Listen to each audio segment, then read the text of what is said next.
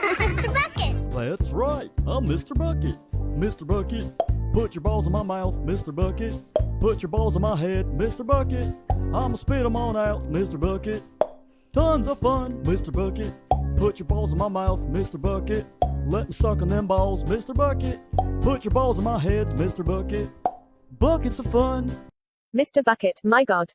Ryan, no one else thinks that shit is funny. Whatever. Here comes another episode of The Horror of Babylon, where stupid people say stupid shit. Spoiler warning for Stephen King's It. Trigger warning for physical, sexual and emotional abuse, as well as the loss of a child and swallowing poop. Please like, share and subscribe this terrible show. You can find the podcast on Twitter at HorrorPod69. You can also follow us on Facebook, Instagram, and Goodreads. Become part of the Disturbed community by asking for the Facebook group and Discord links. Send dick pics to the Horror of Babylon podcast at gmail.com.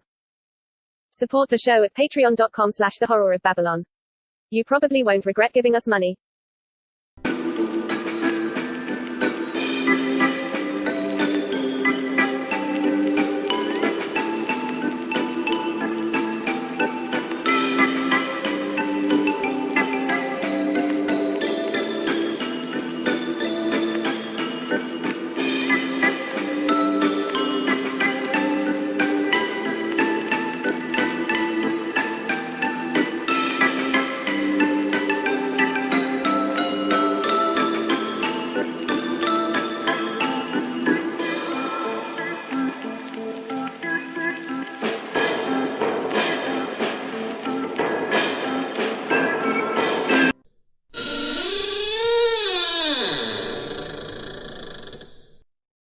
Welcome to episode 23 of The Horror of Babylon, where we are discussing It by Stephen King, Part 3.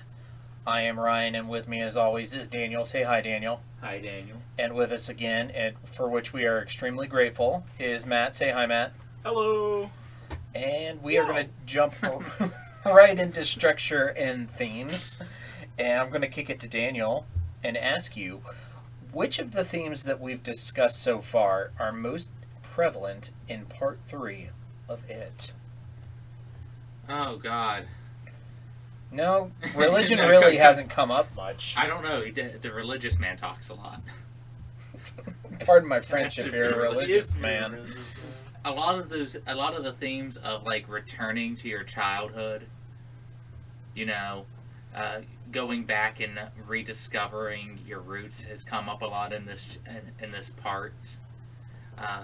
Also, a lot of the emphasis on memory loss and recovery and the traumas that you form through your experiences. That was pretty heavy in this one.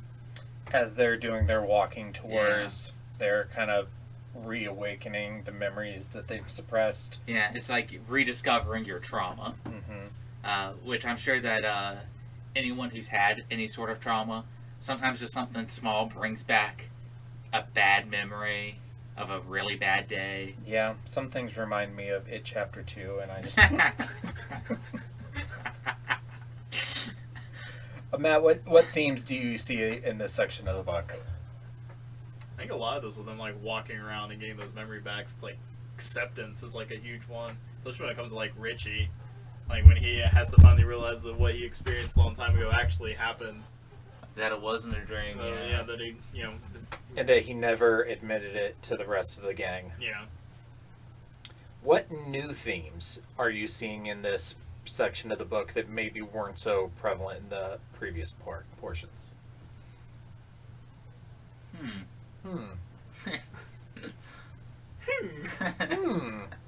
Skeksis. Like what would be... Kill the gelflings! I'm trying to think of what would be new. Coming together is I don't know if that's so much new. It's a lot more solidified in this chapter. I was thinking of sort of the reunion as being a theme. It was very reminiscent of like a high school reunion where you're coming back to see these people that you knew as children, and now you're seeing them as adults, and you're learning like of their successes and their failures, and you know, their marriages and their families and such and such, and how they're so different and yet the exact same. I mean, Bill even brings that up right before he meets everybody. He even compares it to a high school reunion. Right before they munch now. God, does that Chinese food chapter make you guys as hungry as it makes me? Yeah, very. Well, yeah, because it seems like the most, like, even that Chinese restaurant we ate at in New Jersey was even, like, this level. That place was good. Flambe at his table? Come on. I'll tell you what, I'll eat anything that's flambéed. And they had, like, a whole baked Alaska? Like, what kind of Chinese restaurant just brings out baked Alaska? Yeah, and they say multiple times that the food actually isn't that good, but it sounds like it's pretty damn good to me. I think it's just because these are all upper middle class people used to caviar and... Yeah, I'm sure they're all also really, like, pretty intoxicated, too. Mike thinks he's taking them to literally the nicest place in Derry. Might be the nicest place in Derry, though. And they're like, man, this place is kind of shitty. I'm like, this is the best I can do, says Mike Hamlin. Okay, so jumping into characters, we're going to break them down by chapter here. We're going to start with chapter 10, the reunion, and the main one I want to talk about here is Mike Hamlin. We're going to get to all the other members of the Losers Club through their individual walking tours, but this is where we get the most Mike in this section, and this is kind of where he symbolically hands the baton over to Bill, because it was his job to stay, and it was his job to get everybody back. But then once the Losers Club reassembles, Bill kind of takes over leadership again from Mike. What did you guys think of Mike Hamlin and what we learned about him in this section? I really like Mike in this. It just shows to, not only what lengths he went to, but how sure he was trying to be before he dragged people back into this nonsense. Yeah, how he's tormented over every single one of these kids who dies, and he's thinking, if I would have just called earlier, one or more of these children could still be alive. Yeah. I think at some point he just didn't want to, think it was real himself. Yeah, that too. Denial. And that's why he wanted to be absolutely sure, because he knew... It's like he knew exactly what this would do to everybody. It's like, again, it's like bringing up somebody's trauma. I'm trying to think of a good example here. Say you're working in like law enforcement or the court system, and then you have to start calling people because somebody's getting out of jail. Oh. That's what it kind of reminded me of, is, hey, the person who assaulted you or the person who robbed you, they're getting released. Because there's some people, sometimes you have to inform victims when someone's getting released. I mean, there's even a situation like that in this part, though. Yeah. Like, so when we get around to, like, the 3 unwanted guests part. Yeah. It literally leads to the death of Stan Uris. So. Yeah, so that's what it reminded me of, is calling victims and saying, hey, we need you to testify again. That's got to be a job that nobody likes to do. As I reread this book more, Mike becomes one of my favorite characters every time. I just thinking about, like, not just that he stayed in Derry, not just that he makes less money than they do, but he also suffered in that he didn't completely forget.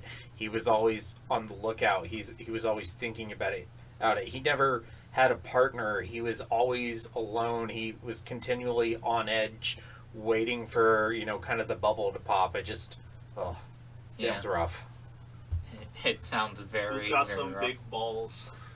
He's got some real big balls. That's our new thing, is we... Mike Hanlon balls. Put them in my mouth. Put them in your mouth and do a hamburger impression. Mr. Bucket, put your balls in my mouth. Mr. Bucket! That's right, I'm Mr. Bucket. Mr. Bucket, put your balls in my mouth, Mr. Bucket. Put your balls in my head, Mr. Bucket. I'ma spit them on out, Mr. Bucket. Tons of fun, Mr. Bucket. Put your balls in my mouth, Mr. Bucket. Let me suck on them balls, Mr. Bucket. Put your balls in my head, Mr. Bucket. Buckets of fun. Wobble, wobble. Okay, so moving on to walking tours. We touched a little bit on Richie and what goes on with his, but So, after they have their reunion, Mike said, or is it Bill? One of them says that it'd be best if we all just went out and explored Derry on our own and then met up later tonight. That way we can all try to remember what we've forgotten. We're going to kick it off with Richie. Matt, what do we learn about Richie, and what do you think about this section of the book as it pertains to him? I actually like this section a lot because it's the first time we actually get like Richie's actual experience with Pennywise, and it comes down to like it's Paul Bunyan, right? Yeah. Paul Bunyan statue. But they couldn't afford blue. Yeah, they bring that up where it's like they couldn't afford the blue bull. I almost said The ox. camel. Blue camel. Camel. That sounds like a Middle Eastern gay bar. Sorry. But we also, I don't know. I think Richie is an interesting character in the fact that like he's scared, but the fact that he does all these voices and stuff is also such a big defensive thing for him. But it also works out because there's a part in this instance when he's talking to Pennywise, or Pennywise is talking to him, where he does his slave voice. Yeah. I'm pretty sure it's that one, and Pennywise he recoils from it because He's so offended. because he's like. I must And it's tweet also, about this. It's also like one of those instances where he's doing this out loud, and there's other people that don't see this going on, and there's just like a kid and his dad standing there while Richie's just yelling at this statue. And also this is the scene where Richie loses his contacts, and they just either fall out or they just disappear because they never found them. Mm-hmm. So he has to wear his glasses from now on. Yeah. He also has because Pennywise, like, I think out of all of them, maybe not all of them, I think, because when we get to the other ones, like, Bill didn't really get anything with Pennywise during his walk. His was more of just a stroll down, Yeah, he like, never. his memory lane. But Pennywise kind of like laid it to Richie here. Like they'll live. Was it all? The tour, there's the All Dead tour, or with all the rock stars and stuff, and then Pennywise threatens Richie to give him like prostate cancer and to give him like a brain. He's like, I can point at your pecker and give you prostate cancer. I can point at your brain and give you a tumor. But then, people would say that doesn't really change anything about him, because he's just a weird dude. But if I like that our description of Richie is he's a weird dude. He is. He is, though. He's just a weird, funny guy who like, well, we didn't really actually talk about the meal much, did we? Are we going right to the walks and not talking about them having dinner? Yeah, I mean, we can talk about that involved in this. He even like busts so like when they finally get their fortune cookies, which is the scene where it kind of like breaks through. Yeah. And there's the whole tense scene where like Bill's just like don't do it because he knows, and they all know, and they crack him open, and there's like the eyeball for Richie, and there's like all the blood for Bev, and then Richie pops when the waitress comes in and she's trying to figure out what's going on, but Bill's like, calm, everybody needs to stay calm, and Richie's like, yeah, some of us got an eyeful, making a joke about the eye and the fortune cookie, like even like busting jokes at that point. So he's like, I don't know, his use of it is just his comedy to deal with is both a good thing and I guess a bad thing in some cases, because I feel like maybe he's a little bit too afraid to show his actual emotion without making those jokes. He purposefully tries to press people's buttons. I don't know if it's on purpose or if it's just sort of conditioned into him. They also compliment his voices. Yeah. Like, I think Bill says straight up just says, "Oh, your voices actually got good. They used to be shitty." And then they all start remembering. Well, he was beep, 11. Beep. They randomly start remembering the beep Beep, thing beep, during Richie. No. It's a good little section. My favorite Richie part was when he talked about his vasectomy. Oh yeah. There's the whole because they Can't have kids. As my kids, he just spends the whole thing talking about his vasectomy. He calls up his old girlfriend, and she's a huge bitch to him, and jokes on you. Like, she was a huge bitch. she was like. But maybe he was a dick to her. I mean, The way it talks about their relationship, it sounds like they were just fucking. Like, it just kind of sounds like they kind of sort of sound like two hippies hanging out in an apartment building and smoking dope and having sex. Like, and then she got a corporate job and left. I don't like. And now he gets to do voices. And then he might have been a dick, but I can definitely see him being a dick. But he might also. I feel like Richie's the kind of dude that like doesn't think he's being a dick, but is being a dick, He's but not meaning to be.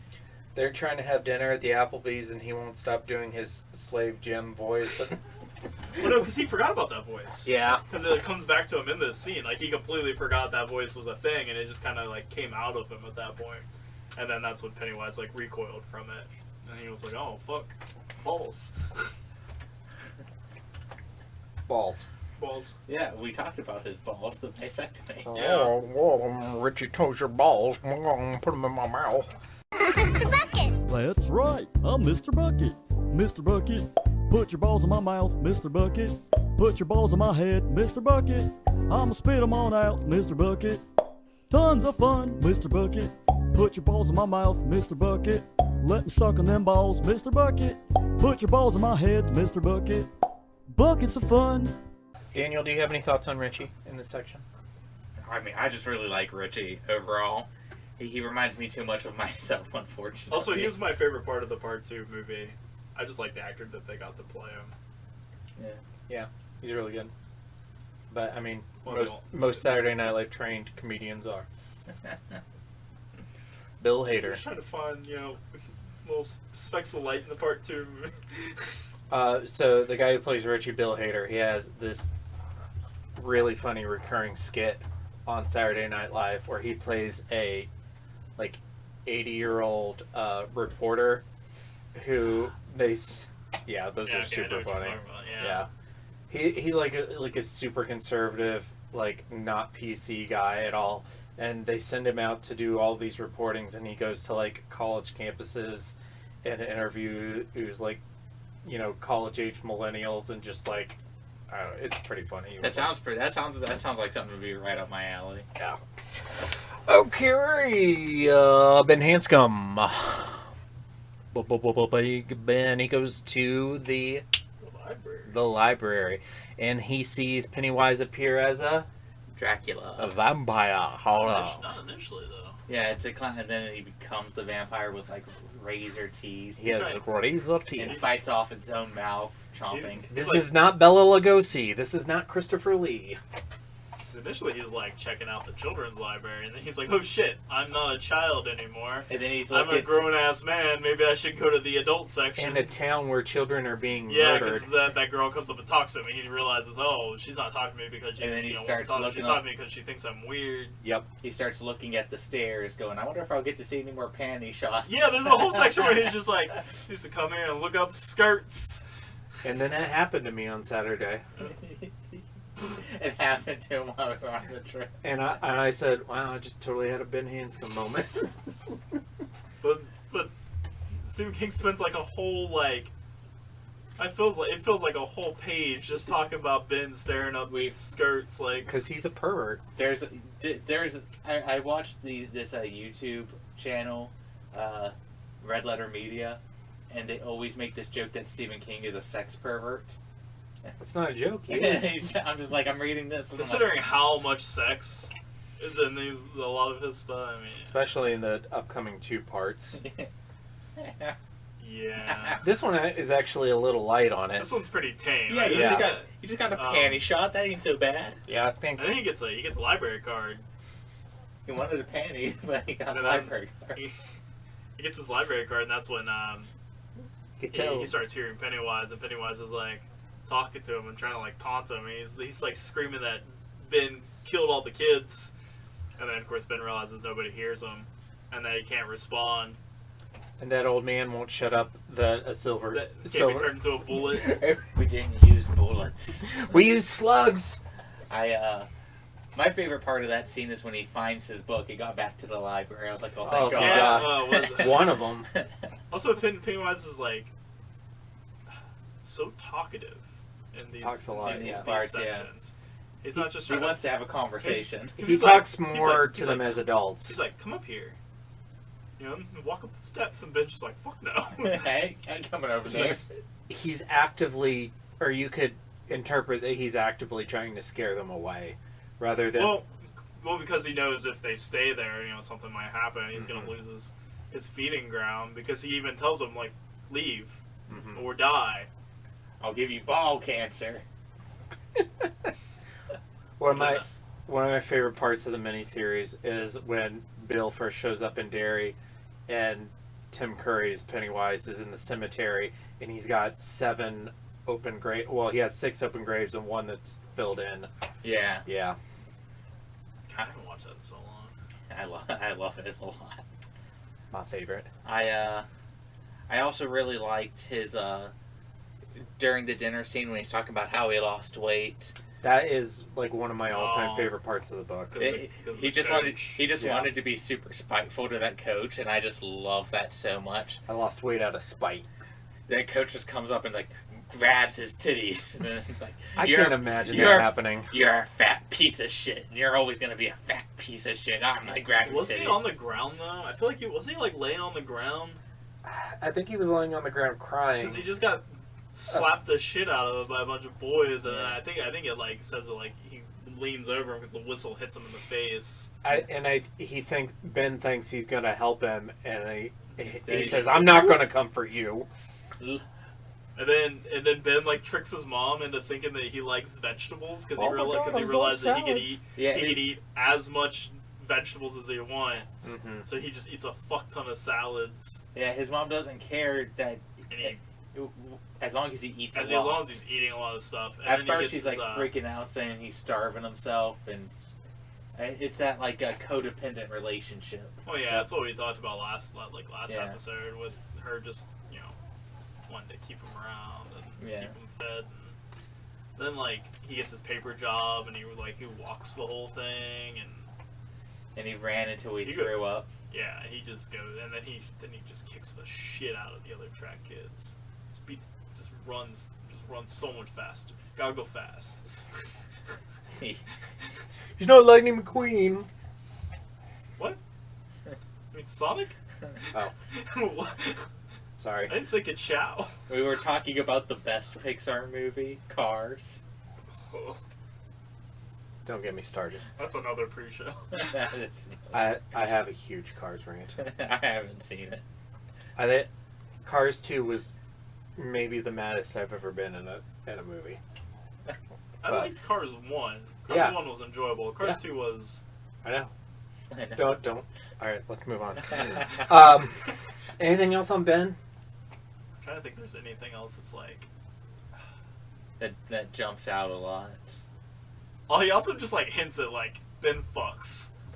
Like there's just a second he's like, no paternity suits. Or there's just like a subtle brag where Ben's just like, yeah, I fuck. I don't make love. He's like, I'm single, but no paternity suits or anything. Either that or it was a joke to deflect the fact that he's single, and maybe he's single because... his one-itis is butt. Exactly. He never got over being an orbiter. I don't know, the way they describe Ben, he's a real handsome dude. I'm pretty sure he fucks. Yeah, but he, like, the bartender, like, makes a point of saying that he's always alone. He never has anybody with him. I kind of want to believe he's a virgin. That's my headcanon.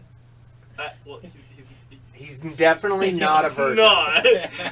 Well, okay, no spoilers. He doesn't know that. No spoilers.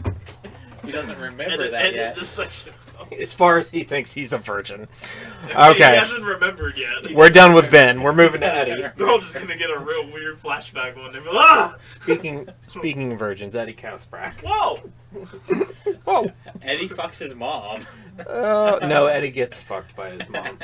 She fucks him over royally. Oh, I thought she pegs him. Like, oh my god! I was like, oh. He's not Wade. Got pegged by my mom Friday night. I've been shitting funny for a week. I thought I was supposed to be the one that gets too excited. Oh. No, Mama, no. Not the butter. You know who probably got pegged by his mom? Bobby Boucher. No, as long as it's not Bobby Hill. No, Peggy wouldn't do that. She might. She I bet she takes him. Oh, She's Peggy Hill. Boom! Whoa. Butterfree! Jahan Redcorn. Peggy Hill. Okay. Sorry. Eddie. Eddie goes to Tracker Brothers, the baseball field. Belch Huggins hit one and knocked the stuffing out of it, and Pennywise shows up in the ditch. Don't forget about the pinup, the Playboy of the month through the window. At which, if any of you listeners have read Dreamcatcher, that pinup is actually a massive plot point in Dreamcatchers. It actually...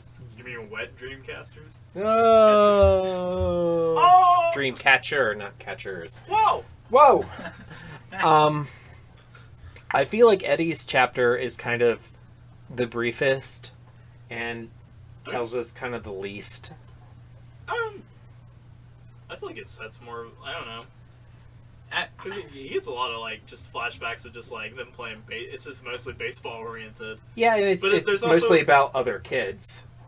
It talks a lot about him walking down the nicer parts of Derry, where all the real nice houses, and him having a crush on that who they used to play badminton. Is it Veronica Grogan? I think so. Yeah.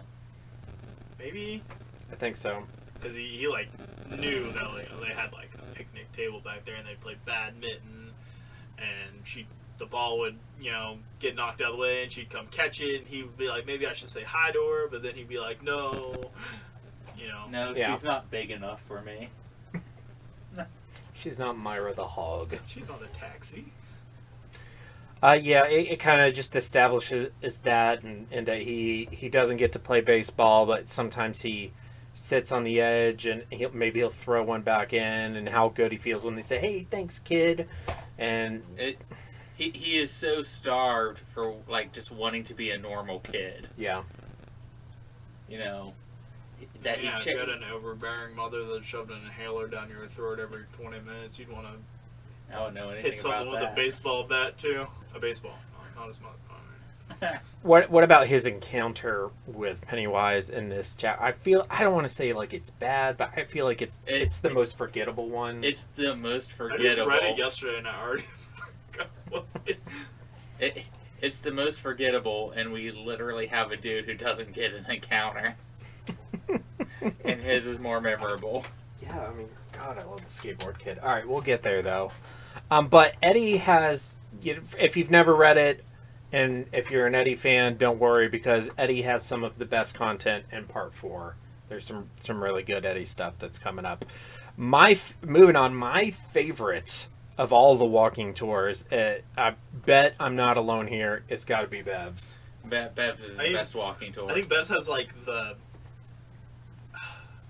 it's gotta be like the creepiest one too. You want to talk about symbolism for rediscover trauma? This is the chapter. This is also one of the parts where I almost put the book down. I bet. I mean, she drinks shit. That wasn't. That's not even the worst part. That's for just him. one. I mean, that's just one part. Okay, so she goes back to her. She's the only one who actually like legitimately goes back. Bill walks by his, but she actually goes into her old apartment and meets Mrs. Kirsch. The kindest, nicest old woman ever. Surprise! She's fucking Pennywise, who turns into her dad, and says some horribly. I wanted to fuck you, Bev. Yeah, I also just read that, and I think I tried to blank that out because it's like the most descriptive, uncomfortable. The line that I almost put it down for good was, "I want to suck your bevy." I want to suck your suck cunt. your clit between my teeth. Yeah. Something like that. It's even worse in the audiobook. I think I know. I think I'd be still uncomfortable with reading it, but listening to because the dude that does the audiobook is his Pennywise voice. Steven Weber is very good. So fucking good and unsettling at some points. I want him to be Pennywise in the anime. And just that whole section, the way like he put some like acting and like some real hardcore acting into it because it was just very, and it was like it's like a paragraph worth of just like things that the worst part about all that for me is you know that on some level that all is true. Well, yeah, her dad was just a fucking piece of shit. Oh, what's he say? I worried because I wanted to. What did he say? I worried because I wanted to fuck you or something like that. Just you say that over and over. I'm like, stop. It's hard. And then just a million to listen to. Way too descriptive things that I didn't care to listen. Pennywise just laid it all out there after making her drink shit. She didn't drink much of it, but she definitely got a little bit. She took a sip. Hef couldn't handle that. Of course, it discusses like that her dad moved out of the apartment building and moved downtown. And then it's also got this really cool like, because it turns into be like Hansel and Gretel, because the apartment turns into like candy and stuff. Yeah, I really wish they would have done that in the movie. I think that would have been like so cool for it to. I really wish they would have had her dad coming out saying I wanted to fuck. No, I'm good without that. I just think it would have been cool to like just see the scenery turn into like a candy house. Yeah, that would have been cool. But that's one of the few parts of that movie that I really like. It's really good. They did it really well. But no, I love that the trailer was just basically that scene. Yeah. Well, yeah, I mean it was like the best part. The scene was ruined for me when she came out as a big CGI, didn't look real at all, goofy looking monster. Do you love it when you just see over Beth's shoulder, Mrs. Kirsch just naked run across? That part's great. If they would have just kept it, it's like fucking Gumby just have that actress actually come out as a naked old woman saying disturbing shit. It would have been better. What was Gumby's horse name? Oh fuck, Orange Horse. No. Gumby and Peabody. No, that's Sherman's dog. No. Pokey? Pokey. Yeah. Okay. Pokey. Look, it's been so long since Gumby and Pokey. That's what Beth's dad wanted to name her. Mr. Bucket. That's right. I'm Mr. Bucket. Mr. Bucket, put your balls in my mouth, Mr. Bucket. Put your balls in my head, Mr. Bucket. I'ma spit 'em on out, Mr. Bucket. Tons of fun, Mr. Bucket. Put your balls in my mouth, Mr. Bucket. Let me suck on them balls, Mr. Bucket. Put your balls in my head, Mr. Bucket. Buckets of fun. Okay. Come here, Pokey. Yeah. Bill Denbrough. This is also one of my favorite parts of the book. Both the part with Silver and the part with the skateboard kid. I love the skateboard kid. I love how like you can't be careful on a skateboard. I don't know how protective Bill is too here, because he's just straight up telling this kid like stay away from storm drains. Stay away from the drain. Stay away from. And then he's also just trying to talk. He's like offers the kid 50 cents to ride his skateboard, and the kid's like, "Nah, I want to see you bust your ass, man, free." Sometimes I think I got toys in the attic. Yeah. Oh yeah, because the kid, he talks about the kid that went down to the and saw Jaws. Jaws, and that's what I also like, cause now they're in the 80s. And now they're saying 80s monsters. Makes sense, yeah. And it was a more real shark than Jaws, the realest of sharks. That's how it would have been. Also, this kid's like, my dad says not to talk to strangers, and then just proceeds to talk to Bill. But like, I mean, Bill's like really portrayed in the scene as just like a nice dude that's just like, you know, he wants to protect these kids, because he even tells the kid, he's like, you know, just stay with your friends, stay away from the barrens, stay away from drains, anything like that. Do you ever hear voices? This will all pass soon. And the kid's like, you think so? He's like, I think so. And it's like, he's like, I'm gonna fucking kick the shit out of this clown. Yeah. And then he rides the skateboard. He doesn't ride it. No, he almost rides it, doesn't he? Yeah, he like puts his foot on it, and then... he gets a vision of him falling on his ass and having to go to the hospital, and he decides not to. Then he tells the kid to be careful, and the kid says, you can't be careful on a skateboard. And he like drifts around the turn. I remember Bill just being like, no kid, that's not gonna... And the kid just like, poof. Yeah, and it's reminiscent of how Bill used to ride Silver yeah. when he was a kid. And which is a nice segue into him going to the... Finding Silver. And finding Silver. Yeah. And then it goes in... Hey kid, what's the best toy store or the best store in Derry? That was actually the girl he That was the next. Yeah, because he girl talks kid, to yeah. two kids, which is kind of weird. That's what I think is funny about that scene is he goes right Also- from talking to one kid to talking to another, Also, another example of being sus. parents are just letting, they're Just letting their kids. No way. If there was a kid over there. There's no kid way over I would there. let my kid go out and just play on their own with nobody with them. A child serial murderer is. Yeah, I mean, I don't do that now when... Yeah, I don't know. Fuck. But yeah, he gets to the pawn shop, and then that's when he starts remembering, thrusts his fist against the pole, and He thrusts his fists against the post Still and still insists says he he sees the ghosts. And then he's got the barbershop pole, and he's like, pull! Pull! And the guy thinks that he wants to buy it. I could let it go for $175. Sees the ghost. And then he's coming like, in no, bits. I want the bike. Because Silver ended up in a pawn shop, but he doesn't remember what he did with Silver. He's just like, how did it end up here? Oh, and the guy like almost pulls a gun on him too. Yeah. Because he thinks he's insane. He probably saw him talking to all the kids. And Bill assumes the guy is gay and doesn't blame him for being defensive in a town where a gay man was Or just someone, beat up yeah. and thrown into a canal and murdered. And had his armpit ripped out. Yeah. Why don't you say long on deodorant? They last twice as long because he only has to use it under one arm. And he's also dead. Yeah. If my deodorant lasts twice as long, I might buy nicer deodorant. No, probably not. I still probably buy the cheap stuff. Deodorant's expensive. Just go all natural. But then he calls up Mike because he got Silver. Yeah. And Mike... Mike's like, you gonna ride it? No. He's like, And then Mike got the patching.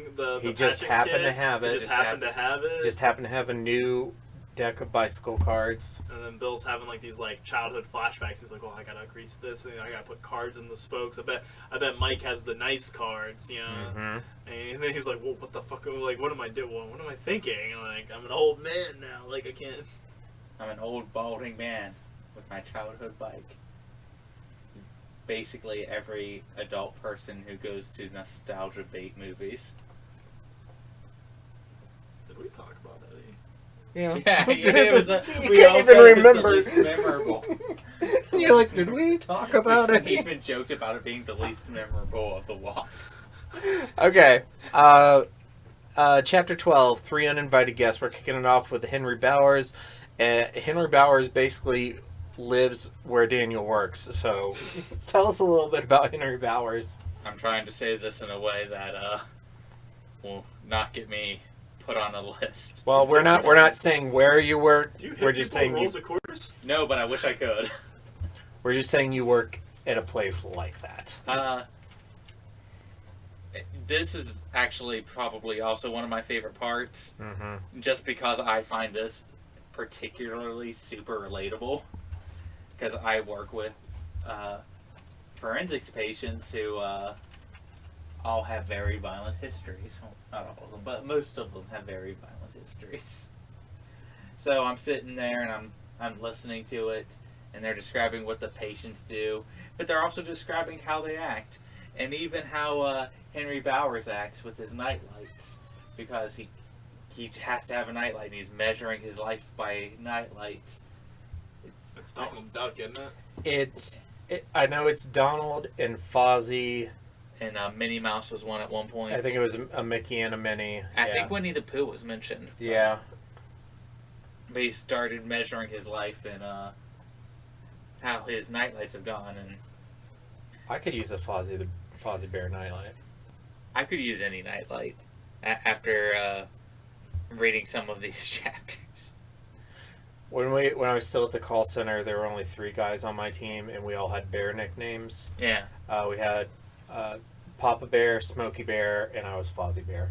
What was that Bears card? The Secret Lair one? Bearscape? Yeah. Bearscape? I'm gonna get Yeah, that. artists, they're good. Oh, I love it. I want to build bears now. I used to have Bearscape in my cube. There was someone in the comments for that card being like, "You should objectify men." Like, and we're like, what the fuck? Wow, Like saying, I don't have words for that. It's like saying that nudity has never been a thing in Magic the Gathering. I'm like, have you seen some of these? These are just dudes in a hot spring. Calm down. Okay. Yeah, some people are insane. Fuck. But yeah, I like We were this talking about- chapter. yeah. Well, he like starts because he starts hearing voices of all his old friends. You know, Pennywise is in the moon. And he's always looking at the moon. he's ripping up pea plants. He's I thought that earlier in the book, I was listening to it, and I thought I think it was in part 2, there was some hint when they were talking about Henry about Pennywise coming back in the moon, and I forgot to make a note about it. I don't recall that, but I mean that's also probably just the book being super long, and I don't remember every Get it on detail. the next read through. Yeah. I'm going to make myself wait a few years before I read it again, but yeah. We'll do it before the next remake. What? Are we... No, we're not going to read... When is the show supposed to come out? There's a show. Yeah, Yeah. Welcome to Derry. It's a They're doing a prequel. prequel show. Yeah, I know. Most That's the most best we people all have made. mixed Is feelings. it like a Netflix show or like a? Is it HBO? I think it's HBO Max. I think HBO's had some good stuff. I think if any of the streaming services were to make a show like that, I think HBO would. It is HBO. So is it going to be from like the Black Spot era? I or don't- is it- I don't think think there's it's- any information. It's just that, hey, we're doing this. If you gave me that, I would say, okay, do a mini series about all of the different things that are included. Do like an episode on the Black Spot Fire, an episode on the Easter egg hunt gone wrong. Do an episode on the gang guys that were shot. That's what I would do, but I doubt that's what yeah, would they're happen. gonna milk it. Yeah. They're gonna do some stuff that's not in the book probably.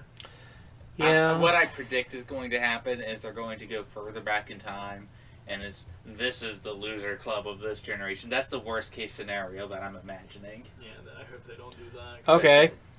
At this point, not much is known about Welcome to Derry's plot, outside of Variety's report that the series will take place in the 1960s. It will follow the origin story of our favorite clown, Pennywise. He can't have an origin. That must be a typo. Wait, don't they get rid of him in like 1950? Well, they okay. upgraded the time period in the most recent remake Well, still, he can't have an origin. in 1960s. Yeah, I mean, even in chapter 2, it has pictures of him in the, the They want 19th They century. want to retcon the spider clowns. They're going with something different. Spider Clown. Does whatever a spider clown does. I mean, he really does. So in this article it says, have there been other It TV shows? And they do not mention Whoa. They just talk about the miniseries. Whoa! Whoa! Whoa! Whoa! You have the best woe, Matt. Yeah, it's better. Love Crash Bandicoot. The last time I played Crash Bandicoot was when I finished Uncharted 4. I was more of a Spyro fan. Yeah, Because same. there was a mini game or something, or a mini thing at the end of our. Yeah, you got to play the I first like level of dragons. Crash Bandicoot. Yes, I was also more of a Spyro fan.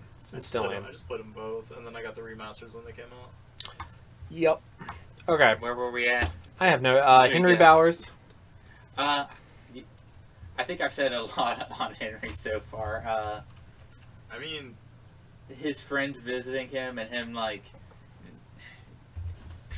he wants to believe he's crazy. this is also Pennywise's contingency plan, his Yeah. backup plan, because he's like, I can only do something if they, Victor Chris is like, we can only get them if they half believe, but you, Henry, you can get them if they believe, don't you believe, can half. just get them anytime. Yeah. and- This is Pennywise being Batman, having his kryptonite But it's very, plan. this is he's like, you want to get revenge on him, right?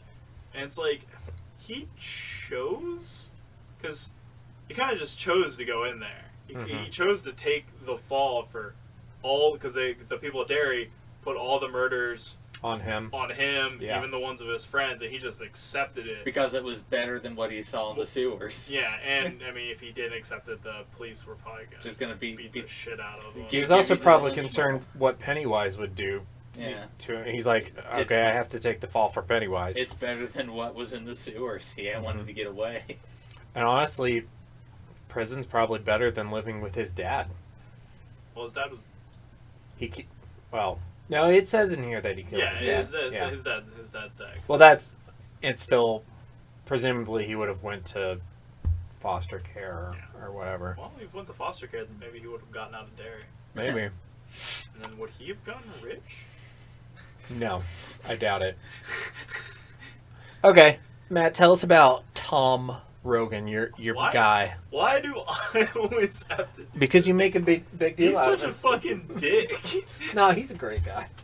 But this whole scene starts with Kay, right? Okay, yeah. Kay, and she's With her talking to the doctor. talking to the doctor and saying that if it was any other situation, she would show him the world.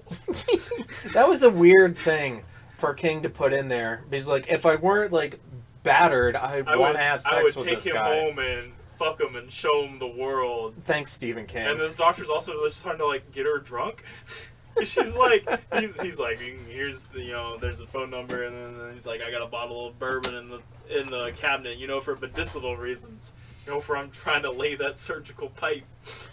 I'm sorry, Bev. He was gonna cut my face.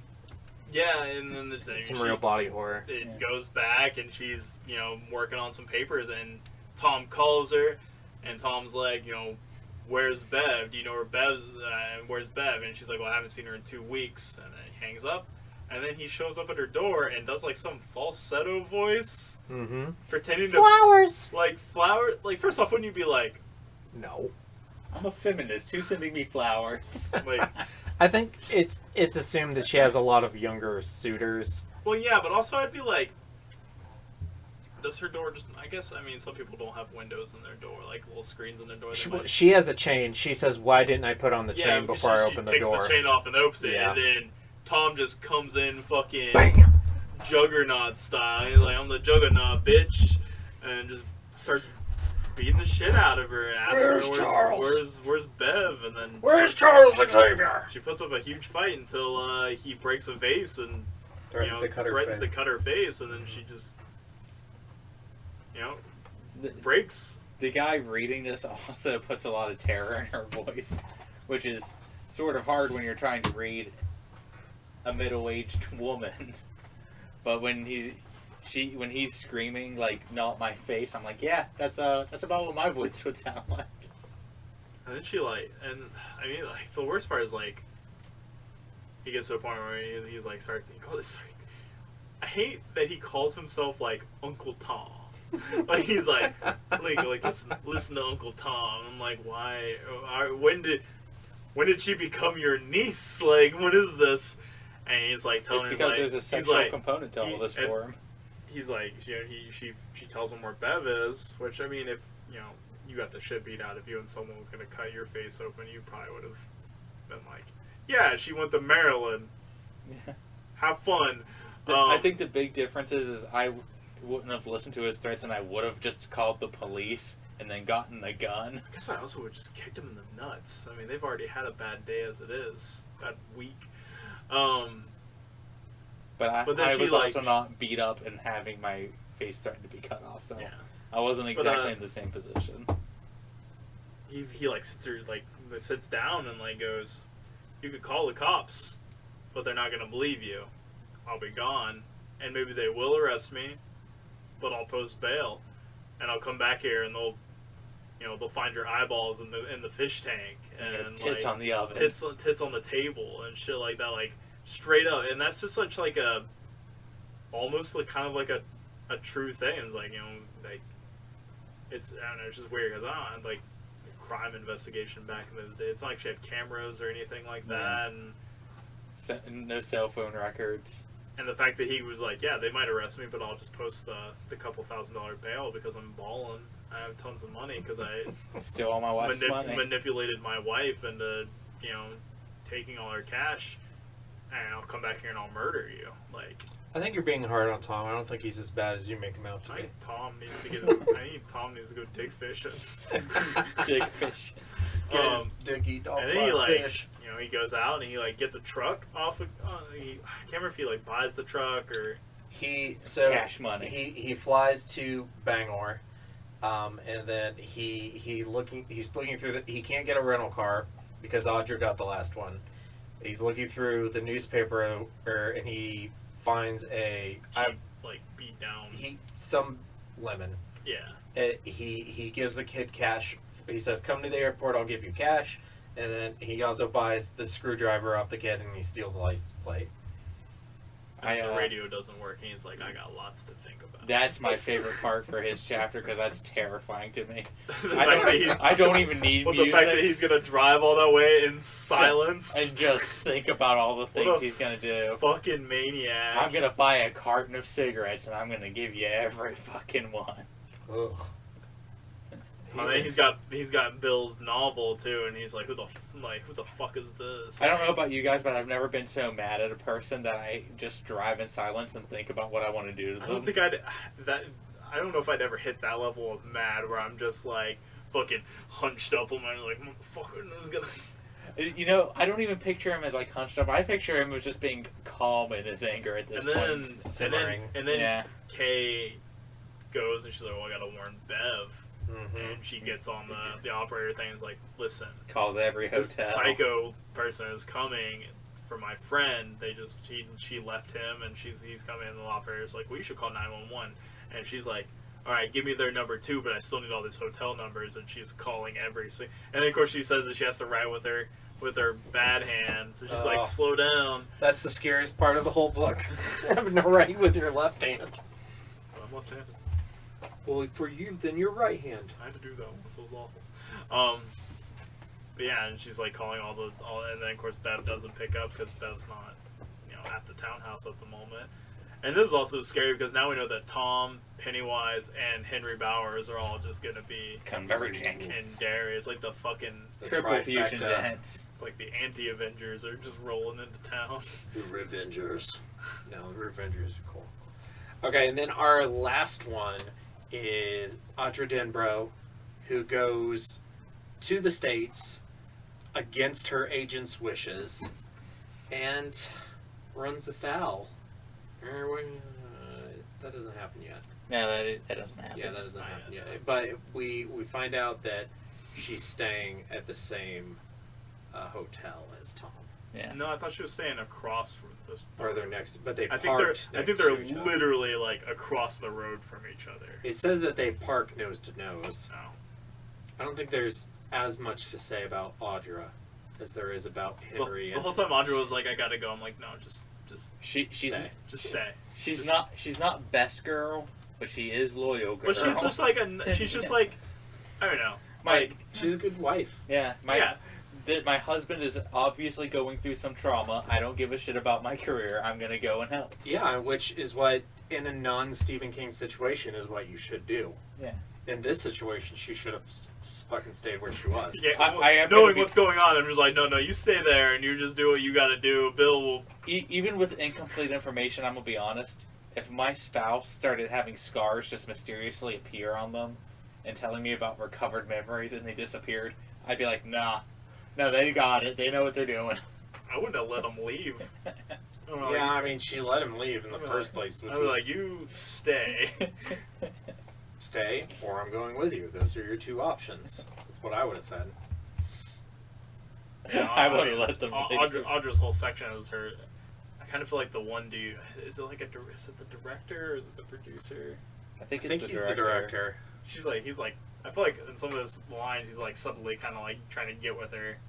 He's like trying to take her to the bar, like comfort her while Bill's gone. And I didn't get that vibe, but now that you say it out loud. there's like a part. It's like, let's go to the bar. We both need a drink. And then when she says no, he's kind of like, what, like put off about it, like what? And then she pieces the fuck out. I offer that to people all the time. If I really want to get with them, I send them memes. But I don't think that was a thing then.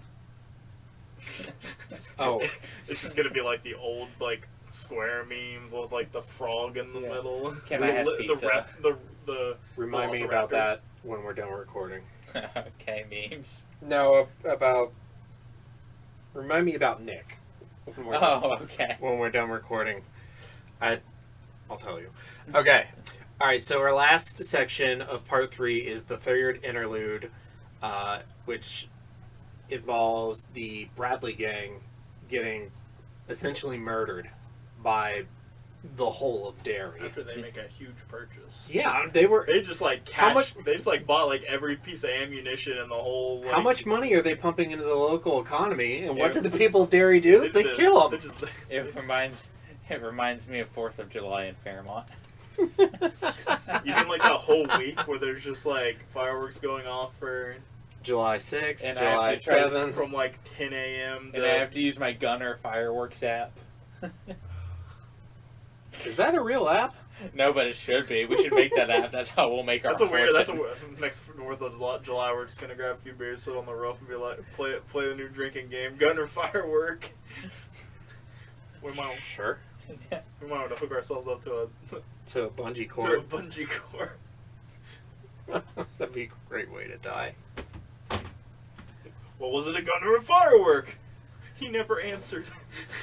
I do really like a lot in this chapter, but it's the same as a lot of the interludes and the reasons I like them. You know, you're getting that history of the town and how it's sort of warped in a way that people are aware of it on one level, but they still don't talk about Because it. the guy that Mike's interviewing even mentioned seeing Pennywise. Yeah. Because Mike's like, "What did you see anyone there that you didn't recognize? Someone? You talk anyone that about the was there?" clown. You talking about the clown?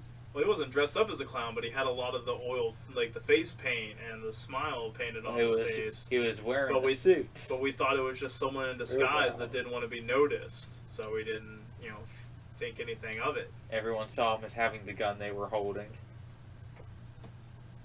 They bought a fuck ton of ammo.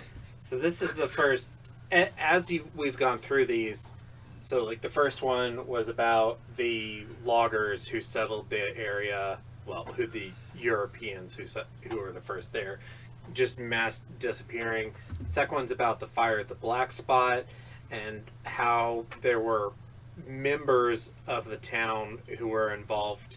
And this one has kind of grown to where almost the entire town is involved, and you just kind of get to form this picture of Derry as, first you're starting to read, it's kind of an eerie, spooky, scary place, and then you learn more, and it's like, people don't really help each other as much, crime is more rampant here, and then you get to this point, you're like, there's a massive cover-up where the entire town Murdered some people. Murdered some people. Yes, they were criminals, but it's still murder. Because it even talks about it like not being on the news. It just like It like it didn't exist or didn't happen.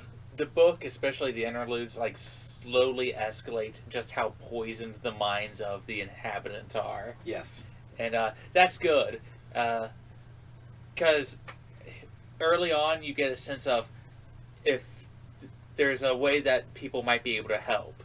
But by the time you get here, you're like, oh no, if you're not these 7 kids, you're fucked. Yeah. And that's why, Bev says, Bradley's not a part of us. He's different. Yeah. Maybe under a different situation he would have been, but he's not. Stan and Eddie belong, but Bradley doesn't. And then you finally start to see why. Mm-hmm. Because whatever's going on here, we know because we've read the book before. Yeah. It's poisoned the minds and souls of everyone around it as it's feeding on them. Even the people who aren't literally killed and eaten. Yeah. They're affected by it. Yeah. And we're going to see that even more when we get to the next interlude. Kill you all! I'll drive you crazy, and I'll kill you all! I'm every nightmare you ever had. I am your worst dream come true. I'm everything you ever were afraid of. Okay, so let's continue to move. Moving on to scary shit. Daniel, what was the scariest part of part 3? The scariest part for you? I'm still gonna go with Bev. That just her entire walk scene, because that to me feels the most real. Mm-hmm. It almost made you stop reading. Yes. It reminds me of a lot of people I've had to deal with through work over the past few years, so I'm a little desensitized. So yes, that was also the most unsettling part of this for me. hands down, was Bev's dad. And just the way it's written, and how Pennywise goes from being just a normal old woman, she's slowly decaying into becoming like a hag. Mm-hmm. It Freaking witch. Yeah, just how, and it's how Pennywise is always described. He's a more real witch than any witch that's ever existed. Oh, I have such a comment for that, but it's a spoiler. I thought you were gonna make a joke about my ex-wife. Mr. Bucket. That's right, I'm Mr. Bucket. Mr. Bucket, put your balls in my mouth, Mr. Bucket. Put your balls in my head, Mr. Bucket. I'ma spit 'em on out, Mr. Bucket. Tons of fun, Mr. Bucket. Put your balls in my mouth, Mr. Bucket. Let me suck on them balls, Mr. Bucket. Put your balls in my head, Mr. Bucket. Buckets of fun. Speaking of that, One of the hardest I've laughed in recent years, like the past 4 or 5 years. As long as I've known Daniel, whenever we step outside and it's cold, he always says, "Oh, it's colder than my ex-wife's heart out here." And then the first time he said that after he was divorced, I fell over laughing. It's funny because that's something my dad said to me all the time, and my parents are divorced. Yeah. And your mom is sweet. And I'm like, way not to put me in the middle, Dad. Matt, what about for you? What was the scariest? The scariest, the spookiest, the hauntingest? I'm trying to think what's like. Well, you've got the fortune cookies. You have Paul Bunyan. You've got I feel like Dog in a clown suit. Underneath he was only afraid of I Dobermans. forgot that the scene's like he's like an 8-foot tall clown with a Doberman head. That's a pretty. Furries are pretty scary. Dracula in the library. You've got Pennywise at the baseball field. I feel like it is Bev's scene. I feel Yeah. like it is just Bev's scene is like the scariest. It is of them. unanimous. Bev's seen wins. But I feel like the rest of the scenes aren't like. I feel like the fortune cookie thing is like Gross. yucky. Like Yeah. you I know. could have put that in my mouth. I could have put that in my mouth. But yeah, no, it's just Bev's scene is the most unsettling part of this whole section. The rest of the scenes are just very like they're very dialogue oriented. Yeah. This scene is very visually and I love the Dracula part, but it isn't scary. it's not scary. It's more like I don't know. It would be scary. Since I think it's the fact that Pennywise is so talkative in those scenes. I mean, he's talkative in this one too, but in like a different a way different. Yeah, he's as her dad, and he's saying awful things. There's a certain level of humor in some of the other encounters that just doesn't exist. Well, even, Yeah, like a giant Paul Bunyan. In the audiobook, I mean, even just the way that the reader Reads those portrays lines. Pennywise's voice is even more kind of carefree and kind of It's very John Wayne Gacy. jolly if I have to say something, but I don't know. Yeah, it's just Bev's part. It's just unsettling.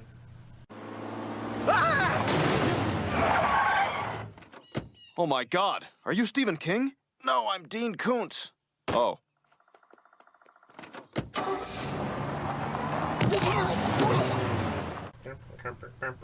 Moving on to the Kings and the Koontzes of part 3 of It. Matt, what was your king and what was your Koontz? Just gotta be Richie. Some of us got an eyeful. I just love that joke. Fucking Richie. It's so funny. Is it better than Stan's dad killing Christ? I believe that was my father. Is it wrong that I just picture him as Kyle from South Park in my head? Yes. Yeah. Kyle Broflovsky. I don't know what my least. What's my? I wonder if I still know all the words to Kyle's mom's a bitch. Bitch is the biggest bitch in the whole wide world. She's a stupid bitch and a mean old bitch and Boys and girls. I could probably sing along. I haven't with it. watched that movie in so long. I haven't I have either. it somewhere. I think. I definitely know all the words to Brian Boitano. Sorry, go ahead. What would Um, do? What was my least favorite part of this section? Though? If he was here today, he'd surely kick an ass or two. That's what Brian Boitano do. I kind of wish that Bill had some kind of interaction with Pennywise in this section. I know they had like the interaction with the kids and stuff is cool. It's really good, but like I wish there was like something like in the miniseries where he comes across Pennywise at the cemetery. Yeah. Yeah. Oh, we also didn't mention that like Georgie's photo just like showed up again. Yeah. Which is like That's pretty super creepy. It's creepy. It's kind of weird that he's like calling them back, but then once they're there, he's like trying to get them to leave. Yeah. It's like he's that guy in the bar who wanted to start a fight, and then once the fight started, he realized, oh, I don't want to do this. I don't want to do this. I'm not posting that. I got my ass kicked. What about you, Daniel? My king is Stephen King literally murdering Koontz in the Henry Powers chapter. The worst guard is Dean Koontz. I don't know if that was intentional, but it's a funny coincidence to me that sticks out. Fucking crunchy peanut butter. The villain in Dreamcatcher is also named Koontz. And I think that's kind of funny. It's like shots fired. I really like the Henry chapter overall. It just reminds me of what I thought I wanted to do with my life for a long time. And be insane? No. Kill some kids? I literally took this job because they offered to send me back to school, and then they closed that program 6 months in. Which is right around the time my wife also left me. It was a bad year. That's a Koontz. Yeah, that is a Koontz. And is that your Koontz? No, my Koontz is Eddie's chapter because Matt can't even remember we talked about it. That's how memorable it was. We talked about. Doesn't he come back as the leper again? Start offering to give blowjobs again? Does he? He does make that like rhyme, but he shows up as fuck, I can't remember Henry's. Tracker? No, I thought he just showed up as the clown. He shows up as. I know he does the rhyme. You know, Bobby will do it for a nickel or a dime. He shows up as the same one that shows up to Henry, the one who hit the ball. Victor Chris. Victor. Well, no, he shows up as Belch Huggins. He shows up, but he's still wearing the clown suit and he's covered in mud. Yeah. That's what. But it's just kind of forgettable compared to everything else that we get in this chapter. It's the most like tame, it's just like I don't want to say it's bad. Do you think Pennywise is like Doug and he opens his closet and it's just a bunch of white clown suits? I mean, I can only hear him talking about sucking Eddie's dick so many times. So, do you think it was? What do you think would suck better dick, Eddie's wife or the clown? Mr. Bucket! That's right, I'm Mr. Bucket. Mr. Bucket, put your balls in my mouth, Mr. Bucket. Put your balls in my head, Mr. Bucket. I'ma spit 'em on out, Mr. Bucket. Tons of fun, Mr. Bucket. Put your balls in my mouth, Mr. Bucket. Let me suck on them balls, Mr. Bucket. Put your balls in my head, Mr. Bucket. Buckets of fun. Eddie's wife, because she's just so used to unhinging that jaw to eat. Have you? But Pennywise. He's got razor teeth. He literally ripped Georgie's arm off. I don't want my dick ripped off. Some people might be into that. I mean, some people probably Just are. go fishing in Derry. Got a Lego dick? Don't go pop that fishing. shit right off. Do you think if this was a modern story, Pennywise would catfish kids to get them to come out?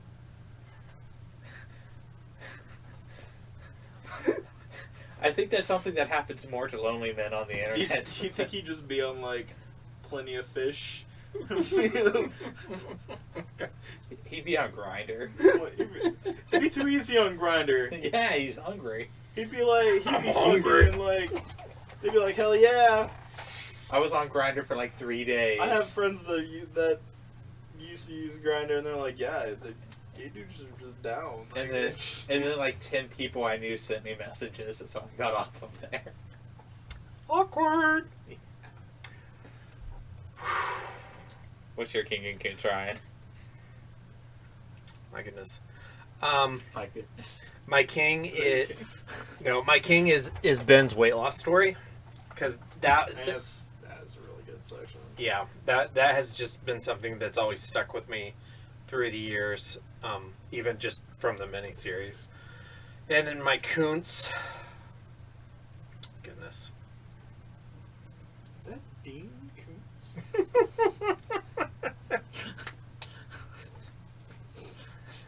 I wonder if Dean Koontz killed King in any of his books. Probably, but he has too many to read them all to find out. I'll read more of them, but I'm not going to read all of them. My Koontz is probably the Eddie section, too. It's just, it's kind of forgettable. Yeah. All right, so now just some King Easter eggs. We only have one mention of the turtle that I caught in this section. He saw the shape of a turtle. We do have a mention of the Mount Hope Cemetery where George Denbrough is buried, but it will also be the future resting place of Gage from Pet Cemetery, which is where Lewis Creed goes and digs up Gage. So they're during the reunion.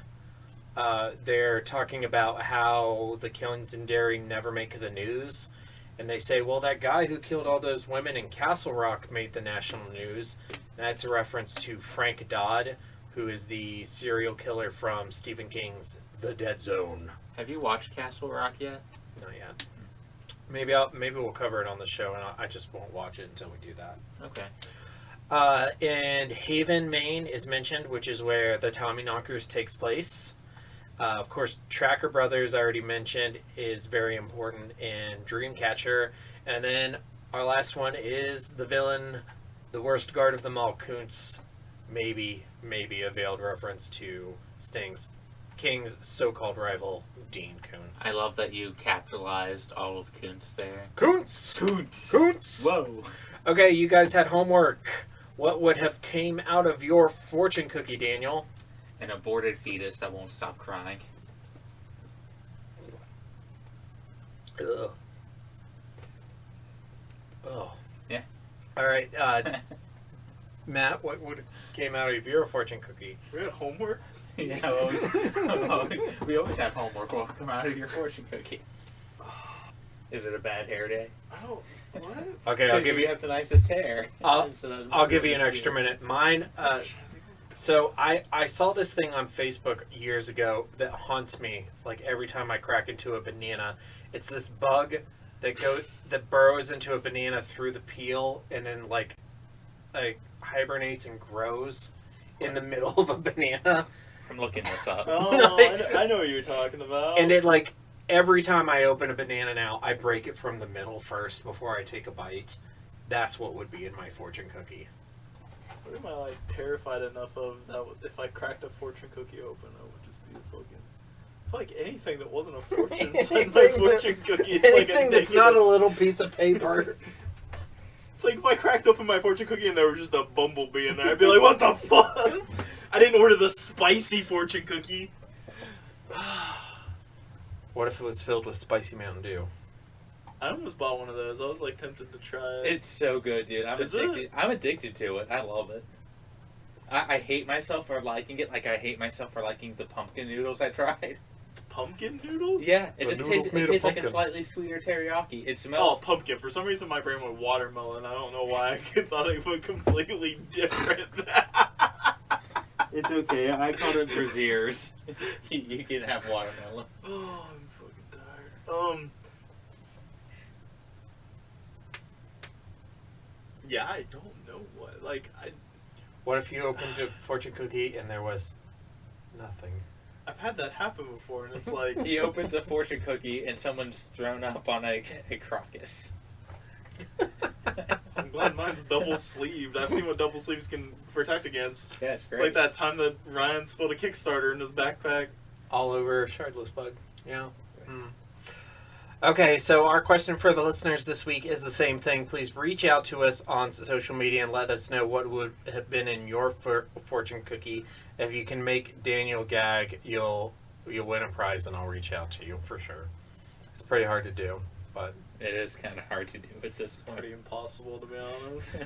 Okay, so upcoming on the Horror of Babylon next week, which will premiere on June 5th, we are doing our episode on Woe, which is the Indian adaptation of Stephen King's It. We will be covering episodes 1 through 3. Whoa! Whoa! And then the following week, It Part 4, the last Sunday in June. We are covering our last episode on the novel.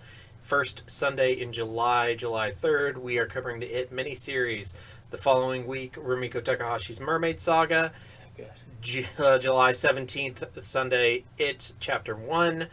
Then July 24th, Jay Sheridan, La Fameuse Carmilla. We will have a special guest. And the final Sunday in July, we will wrap up our It coverage with It Chapter 2 from 2019. Daniel's favorite movie. And my favorite movie, too. Yeah, it's my absolute favorite. Absolute better. It's better than Star Wars. I can't say it. It's better than the original miniseries. Oh, yeah. All right. Well, thank you both for joining me tonight. I really appreciate it. You're welcome, Ryan. We love you. Yay. It's good to be loved. And thank you very much for listening. Stay tuned for our socials and stay scary. Stay scared. Jesus, that voice. And now for the obligatory socials. Like, share and subscribe. Blah blah blah. Follow Daniel at DStarSick on Twitter. Follow Ryan at DarthDamio on Twitter. Find the podcast on Twitter at HorrorPod69. You can also follow us on Facebook, Instagram, and Goodreads. Become part of the community by joining the Facebook group or asking for our Discord link. Email us at thehorrorofbabylonpodcast@gmail.com. Support the show at patreon.com/thehorrorofbabylon. You can listen to the show on YouTube, Apple Podcasts, Spotify, Google Podcasts, Audible, Amazon Music, Stitcher, and Podcast Addict. I need a drink.